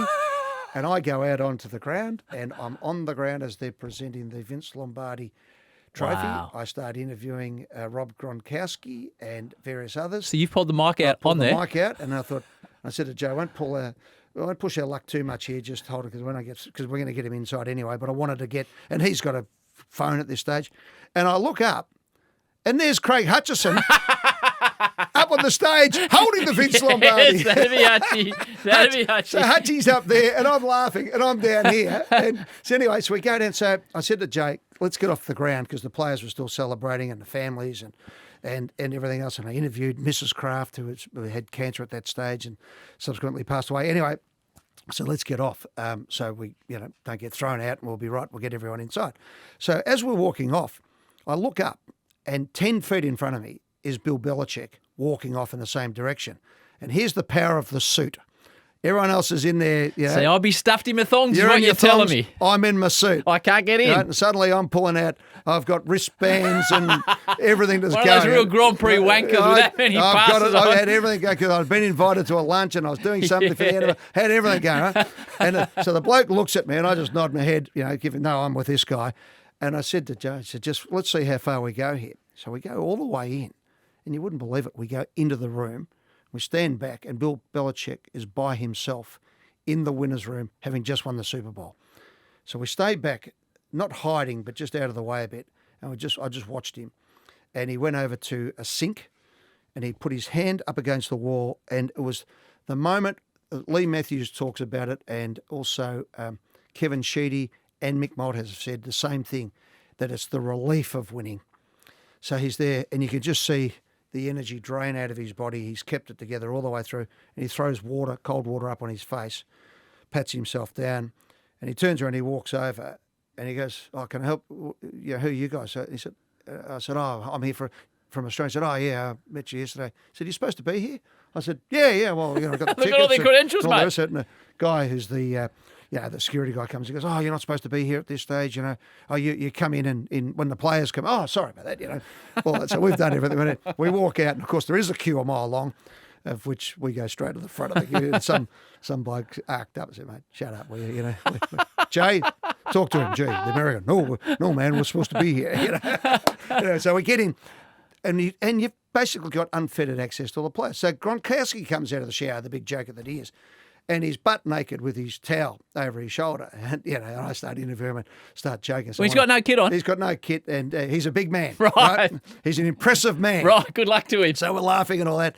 Go over to everyone, we want to get Brady's in the shower. He comes out, and they have the open lockers. You know how they have and he's got the photo of Giselle, and he's got his wallet in there, and I'm sort of looking, geez. And he got he did the interview, got his jumper knocked off. We interviewed everybody, Edelman, all these guys. It was unbelievable. And then when it all happened, we sent the vision over, which they used. I don't know if it found anything, but I said, "Look, I've got all this vision in the room." So that was great. And, and a couple of years later, I did the same thing with Peyton Manning, where they were red hot saying he's not talking anywhere. And he walked towards me. And again, I'm kitted up and Jay's with me. And I said, "Peyton, young boy, Australia, became a quadriplegic yesterday. And he'd had a neck injury. And his name's, bang." And he just went bang, straight down the camera. Gave me 15 seconds, 20 seconds of gold, walk straight through. Just fantastic. Class. Just class. So, back to the original question. 'Cause Anyway, I got through there. So Brady, I'd ring Jonathan Kraft. Okay, Jonathan Kraft. Yeah. Right, so we're not messing around here. See, Tommy might be trying to get hold of some media manager. You're just ringing Jonathan Kraft, Yeah. so the owner of the Patriots is what we're doing. Yeah, okay. yeah. So, yeah. Righto. So that's the first one. Tunner said you'd impress me here. So we've got Brady on. Podcast episode went wonderfully well. Thank you for that, Ed. No problem. And now I say, righto, pretty interested in Tiger Woods. Yeah, I'll ring Tiger direct. So this is where you got to live, Tommy. So you've obviously spent time with Tiger somewhere along the way. I did the last ever interview with Tiger before he went upstairs to meet the cocktail waitress. Of course, because he was out here for the Masters. Masters. Yeah, which I was hosting. Right. And we did it in the round at Crown. And I actually said, going back in time to 1988, I interviewed Jack Nicklaus, who got off his private plane at Essendon Airport for the Bicentennial Golf Classic. And I remember him, Jack was unbelievable. I had been diverted to interview a New South Wales cricketer for our Sydney newsroom, Yep. who was making his debut for New South Wales. The old days, they hit the balls at you in the heat, and then at the end walked off and wouldn't do the interview. And I said, "Well, I'm going anyway. I've got Jack Nicklaus." Go out there. Jack does the interview, all in for everybody, then says, "Anyone want an individual?" Of course we do. Sits me down. I'm a young bloke. He says, I'm 22, 23. He says, "What's your name, son?" I said, "Eddie McGuire." I said, "Jack, I'll be actually doing the interviews on the 18th. Good on you, son. No worries at all." Every answer he put in there. Royal Melbourne is my favourite course, Eddie. By the end of it, it sounded like we were best friends. The next day we go It's a down. small thing as someone you're interviewing. If they use your name, I say to any athlete, use the person's name and they will look after you forever. We go down. He does the pro-am. He was late to get down there through the crowds and everything. And the three blokes are half shot. They've been having a few heart starters. And he carries them around. We get to the end of it, does another interview. Next day he goes to the banquet, and he gets up at the banquet and he says, "Thank you, ladies and gentlemen." Does a great speech. "I'm leaving now because while I might be getting old, I'm here to win. So I'm going to go and get some sleep." And we had a lot of good time. And I thought that really resonated with me. So you told this to Tiger? So I use it with Tiger. I said, because he wanted to go. I thought he wanted to go upstairs and sleep. Right. He had other things on his mind. He went to bed at least, Anyway, so Mum's there, and I said, "Guys, everybody, Tiger's here to win. Give him a round of applause." And he was magnanimous, and he was funny, and he was great. Goes upstairs. Little do we know that that the world blows up on him the next couple of days. He wins the Masters. Was great. A bit later on down the track, he came out to do an exhibition at Crown in Perth, and James Packer had asked me to come over and interview him. and we got on really well and did things. He actually asked me to be his media manager, and travel around. And Tiger did, to come with him, and we started having a discussion. And we came back to Melbourne. I said, no, it's not my sort of doing my own thing. And she would have been an interesting gig. Well, forward. at that stage, and I'm not sure if it would have got past the chairman of the commission at home. So Tiger through, probably through there or through the golf. But you just ring him direct. You think is he picking up? Well, he has in the past. Okay, yes. righto. So that's Okay. Tiger. Yep. We're going pretty well here, Tommy. Okay. So now we got Tiger. We're all this good. This is the greatest wanking name dropping session of all See, time. I get accused I'm going to get embarrassed at some No, stage. I get I haven't accused been of- embarrassed for 48 years, by the way. I get accused of name dropping. You are taking it to a whole nother Right, level, but okay. I'm putting you in that Right, position. okay. Now, the third of the Holy Trinity on this podcast is David Beckham. Yeah. Any way we're going to get to Becks? He's a bit more removed. Okay. I'm trying to think who we'd go through. Jerry Halliwell, of course, sang on the grand final on the Footy show in London, where Right. she stood on my back wearing a Collingwood jumper as I did push-ups at the Theatre Royal. Right. So Jerry might be a starting might point. go through there. No, I'll tell you where I'd go. Okay. I'd go through guys in America who we did some business with Sports Illustrated, who own David Beckham's images. Okay. And he works for them. So we actually were going to bring him out at one stage. They own the images of Greg Norman, Elvis, David Beckham, and that would be the way I'd go through. Okay. Yeah. So one removed to actually running. As a consultant for Yes. the Howie Games, Yes. what type of price per hour? Now, actually, I'm not going to put you on per hour. I'm going to put you on Success fee? success. So, just give me a ballpark. Oh, no, I'd do it for free for you. I mate, assure you. Hey, so it's a good diversion. As I said, that I'm going to beg Money you to come doesn't back. buy happiness. You No, know that, don't no, you? it doesn't. But it does buy a big enough boat to pull right up alongside. Correct. I do want to talk to you about football commentary. Yeah, And we are going to park things because Tunnis said I need to speak to you about business as well. But I think it's blatantly obvious I'm going to have to beg you to come in another No, that's time. right. No, don't have to beg So, it. so I'm let's enjoying talk. it. It's great. Thank you, mate. Let's talk footy commentary. Can we play a bit, Tommy, or is it not going to work? So I just want to. I love your football commentary because you are about entertainment, and to me, I've learnt from people like you that we are in the entertainment business. We might cover sport, but we are in entertainment. Are we going to be able to play this, Tommy? Do we think? All right, we'll whack this on. For one of the few times of the night so far, there's black and white everywhere. As it was Buckley who found Rocker. Rocker is 65. The fans want a torpedo. So do I, Ed. Bomb it, son. Now he's got the energy. Give us something. Well, he'll have to kick this one. As Mike Williamson would say, he'll have to kick this 90 metres. He's out-fumbled all the leads here. He's going to have to bomb it. Well, they're short in case he miskicks the Tigers. He gets onto an absolute ball burster. It comes back. It's a goal. Anthony Rocker lifts for Collingwood. And that might be the one that's required. And damn, you've got into Rocker tonight. He showed a bit of physicality in and cleaned up a player. And I don't care who's watching tonight. I'm excited about that one. So Burns now from right outside 50. Gives a big... It goes on and on. So before I ask you about footy commentary, I had, and I say this 100% truthfully, I had the pleasure of calling a few games at Fox with you, and I'd done a little bit of footy at Fox, and I asked Leroy, the great Lee Carlson, I said, you know what?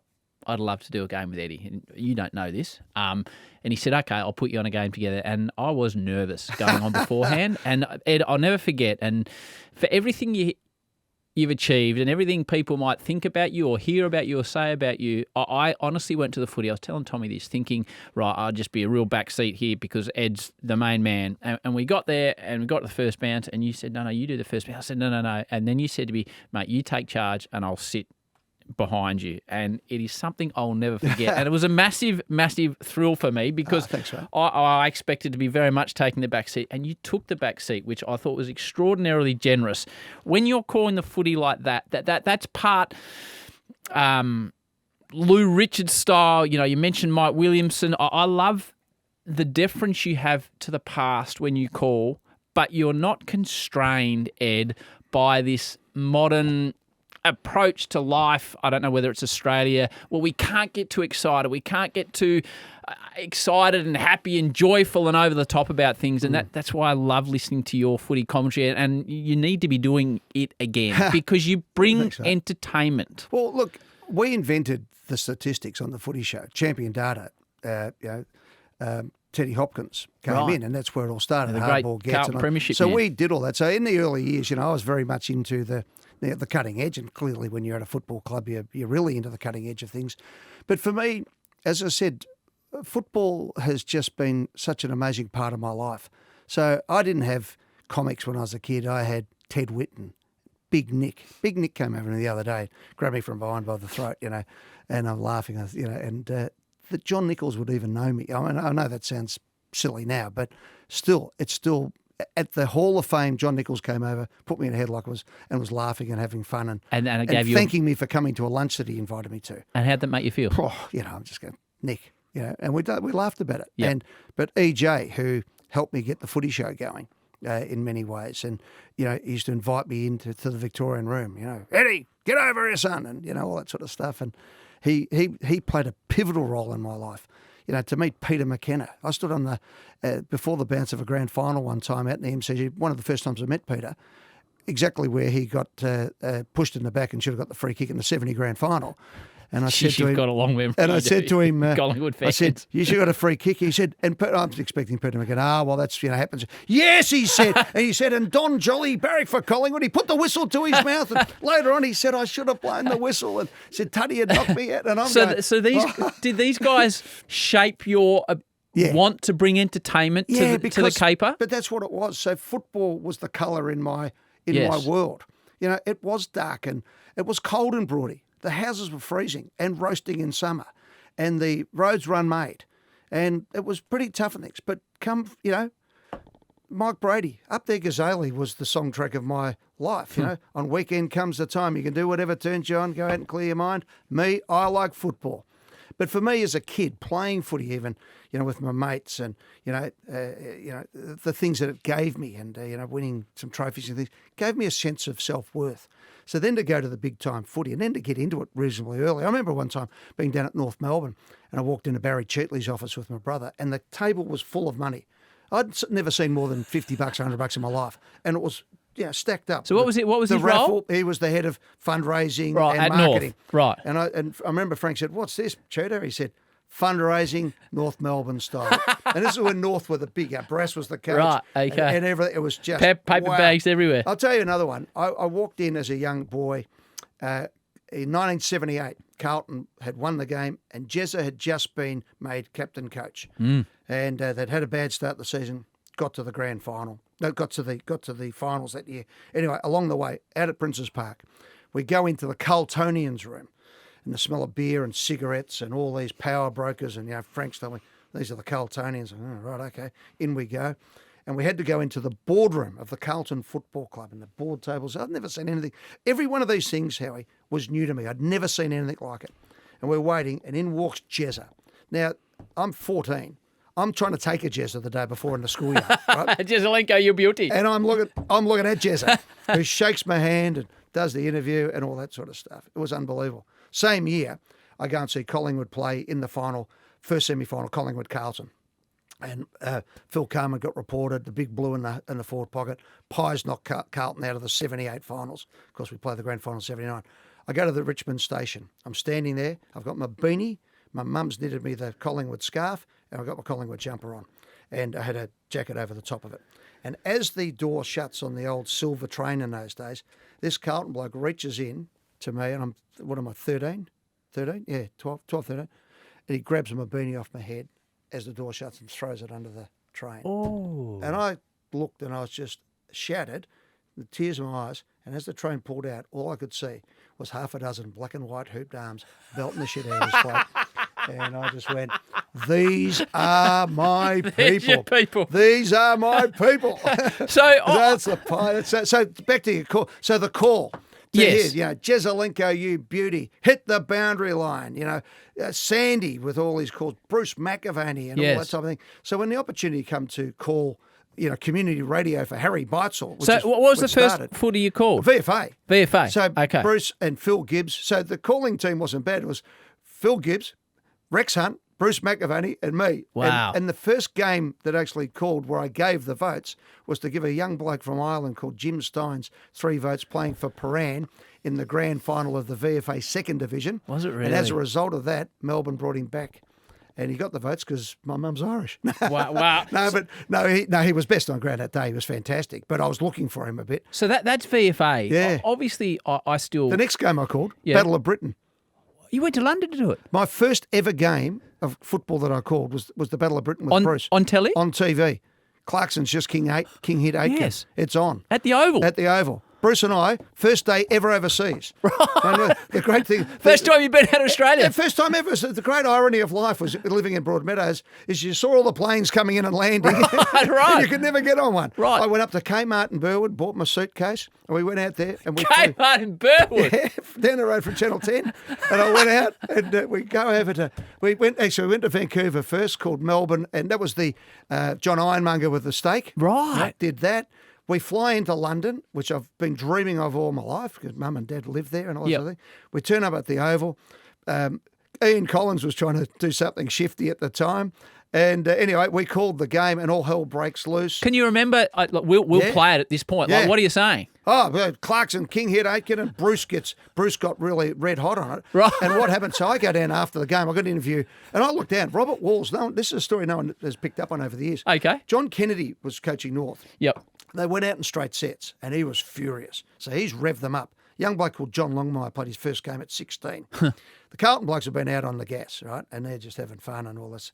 Anyway, it starts. And Clarkson hit him. And at one stage, the English crew didn't know where to point the cameras or what pictures to take.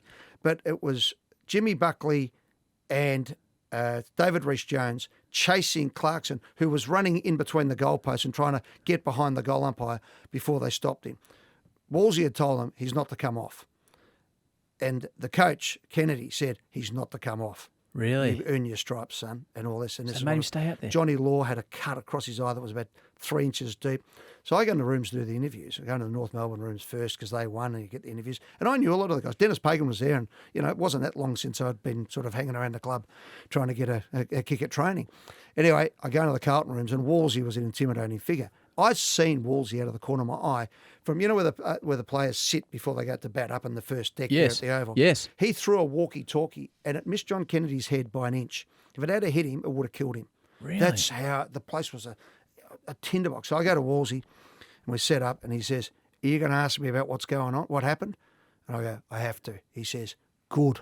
Oh, so he wanted to talk about, and he's an imposing man, Robert Walls. And Eddie come off the long run. Anyway, so then we get the word back. We go to Vancouver because the LA earthquake was on. I was supposed to go to LA. We go back to Vancouver for the final, which was North versus Melbourne. And North get beaten. Melbourne wins. And I'm walking under this stand at BC Place, which was a dome, and John Kennedy's coming the other way. Before the game, Dennis Pagan gave me the mail. They're all off you. They think that you've really, put them in and all this sort of stuff. And they'd been G'd up by Rob Asprey back. He was trying to get the interview. Right. And I go out and I said, "Well, I don't care. We're here televising it. Put somebody up." It's a bit bolshy for a young kid, but, at that stage, it was life or death every time I was behind a microphone. Anyway, get the interviews. After the game, John Kennedy walks past me and he stops. And there's only him and me. And he goes, you'd be happy now. And I don't know where it came from, but I actually said, "You go and get." Right. Said, "You've disgraced us on the international stage. You've disgraced us." Said, "I don't care who wins, but yeah, you're right. I'm glad you lost." Walked out, did the interviews. Anyway, geez, here we go. How's this going to? Anyway, we come back, and about 3 weeks later, I get a phone call from Bob Ansett, who was president of North. He said, "Ed, we've got to the bottom of a few things," and he said, "Would you come out and have a cup of tea with me and John Kennedy?" I said, "Yeah, well." I said, "I'd like to do an interview with John as well." He said, "Yeah, no." So we sit down, and John Kennedy looks at me. He says, "Are we good?" I said, "Of course we're good." He said, "Shouldn't have happened the way it did. I understand what's happened now." I said, "You don't have to apologise, John." I said, "Thank you for even caring." And we built up an amazing friendship from that moment on. And, we spent a lot of great times, he and Dulcie and Carla and I together. And Dulcie was and John were wonderful to Carla as a young girl. People don't realise Carla was 28 when she was the president's wife, and they were just wonderful, just amazing people, you know. And John was very much, any injury above the neck didn't count. Wouldn't work so well in these litigious days, but that's what he was all about. But to be honest, I think he said to me later on, he said, I actually liked the fact that you didn't wobble, back away. You had to go, and you're probably right, as it turned out. So Triple M football. Yeah. So I'm privileged to be working on the back of what a lot of people have done to establish a brand of Triple M football. Were you there right from the start? It was my idea, yeah. It was your idea? Yeah. Yeah. So what happened was Glenn Wheatley was owner at one stage, and Triple M sponsored Victoria. And I was driving him mad about we should be supporting. He said, no, we're a music station. So I'd been pushing it, and I did a show called The Grill Team, which was number one on a Saturday morning with Jane Kennedy and Trevor Marmalade. And later, 2 months later, after starting The Grill Team, we started The Footy Show. So it was a big year, 1994. It just exploded for me. So for 2 years of doing that, that was on the Saturday morning, and the ratings were through the roof. So I'm saying to him, you know, Richards does breakfast shows, number one. This is number one. There's a ton of money out there. Paul Perry was the boss at that stage. Steve Perry was the head of sales. So I had a big football contingent around the place. And anyway, Lee Simon then got involved in it, and we went and got the rights. And what had happened was KZFM had taken over from 3UZ, and they used the captain and the major right at the end of it. They're owned by the trade unions at that stage, and it didn't work. So the word was, FM doesn't work, it's got to be an AM thing. And we're saying, you're kidding, aren't you? This is where everyone's going. We've grown up with FM, and that's where we started. And so who was at the start? Steve Quartermain, Brian Taylor, myself. Special comments was Jason Dunstall. Who I'm still working with tonight. Yeah. And now he's a legend of the AFL. And you couldn't get a better person to be a legend of the AFL. No. And enormous. And all those. Ricky Nixon was there. All sorts of. Was there an idea to go in with the irreverence that established the brand? Well, we were going in young, right? So we had 3AW who had Rex and Sam going. So they had their own stick, yeah. And then the ABC were Tim Lane, so they were the very straight. So we said, right, is it going to be? I remember we had the discussion. They wanted to go with Triple M is football, and I said, no, Triple M rocks football. We're a rock station. So Let's music, rock sport, comedy, yeah, music, sport, comedy, and so we got going on that. But what we did from the word goes, we had FM, and I said, I'm sick of trying to listen to the football like a tram's driving in my car. They're crossing still to Tommy Layoff on the phone in the room. And so the first night we did it, Peter Larkins on the boundary line. Wayne Carey did his shoulder. Pete jumps the fence and helps put it back in and follows him around with the microphone into the room, gets the interview. We're breaking stories. It was the crystal clear quality. Tisms, shut up, the footy's on the radio. And I remember I still get the feeling of the shivers up my spine when we were waiting, when that came on at whatever time we started. And then suddenly, hello, everybody, welcome to Triple M as Triple M gets set to rock football. Wow, Yeah, and, completely different. I didn't know that was Tism. I've heard that song a million times at work. Yeah, there it is, Tism. And so this all took off, and it was the young guys. And it was sort of like the footy show on radio in a lot of ways, but even younger, because Sam was on the other station. We got him over eventually. But it was exciting. It was invigorating. When we had Joe Gutnick come on and sack Neil Baum on the show at half time, and then he did it at half time. Half time, yeah. And Diamond Joe, and I'm looking at Barmy and Swabby and these guys.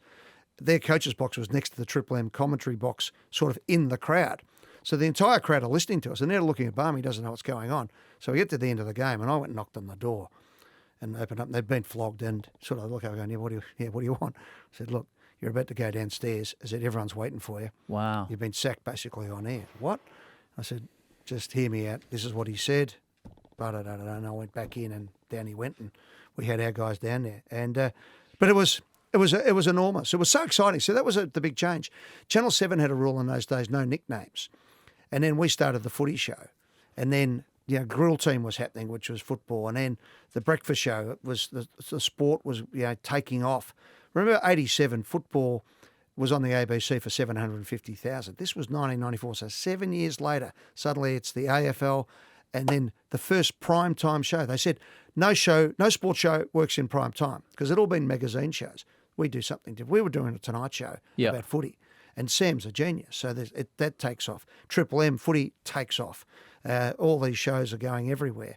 It was heady times, Howie. So what advice would you give? We're privileged that a lot of young people listen to this show, and they'll be thinking, right, I want to achieve success in my field. What advice would you give them? Okay, first thing I'd say is find out what you're good at and what you love doing. That's the first thing.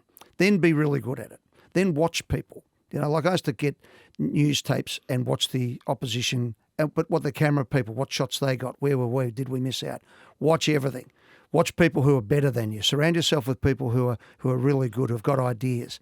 The chairman of any meeting I'm in is the person with the best idea. Now, I might be overbearing or I might, sell my idea as the best one there, but if someone's got a better one, then we're all in there. And the other thing is enjoy things. Don't hold grudges. You can remember things, but don't hold grudges. As they say, the windscreen is far bigger than the rear vision mirror. Go forward, and there's always another day. And don't let people. And I think the key is this. I think is people will treat you the way that you allow them to treat you, and that doesn't mean you have to be bolshy, but at the same time, you don't take a backward step. Know what you need to do, and get stuck in and have a go. And you're better off hitting the wall than finding out that you're a long way short of what you could have got to. I love it. Have a go is the main thing. Because it's an amazing world out there. Look at really is. Without being obsequious, look at what you're achieving. Look what you're doing. This idea for this show is one of the most popular shows with all demographics. And why? Because you had an idea and you thought it would work and you turned it into something. That's all it is. We had an idea to do a footy show. We had an idea to do the footy on an FM radio station. I remember being told you can't do a game show. Don't go to Channel 9. They'll warehouse you or something else. Everything in life that I've actually had any success at, I was told numerous times, don't do it or it won't work. So, some of them don't. There's been plenty that have hit the wall. But no, I think that's the problem. There's too many people who are either too cautious or don't understand what it's like to step out and have a go.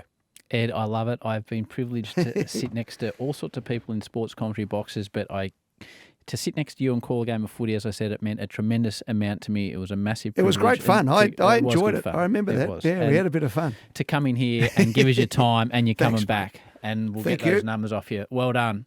Good on you, Ed. Well Catch you later. Thanks, Howie. Well done, mate.